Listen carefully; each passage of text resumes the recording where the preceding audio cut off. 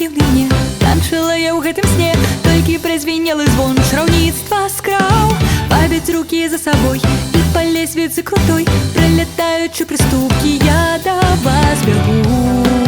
Дрыжалі зябка вы ў сваёй карэце. Скіньце стары убор гэты, я вас чакаю, Знайдуся ноч танцаваць. Чую шэптам, нехта мне кажа, твар незнаёмы важа шукаць. Кінжалам бязлітасна зараз жыццё забраць не было наканавана.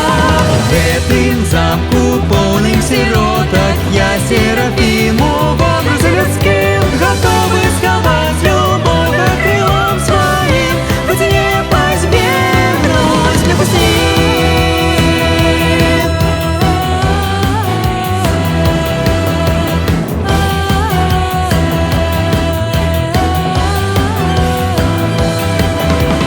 Туфель ваш крыштальны ў агні, чырвоным дагарыць, развеем попел мы.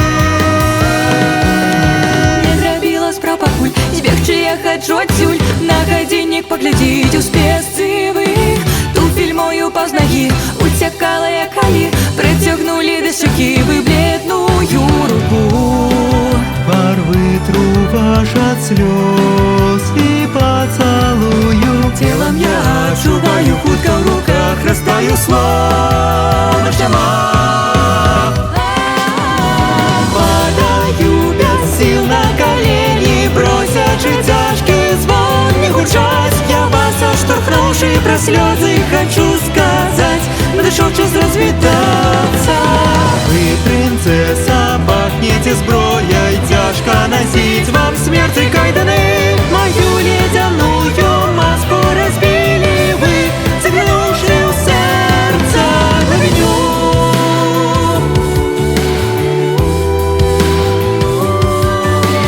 Ваша дыханне чую пылае, старая, зараз патрапіла нібы я в свой сон. Як месяц скрозь вітраж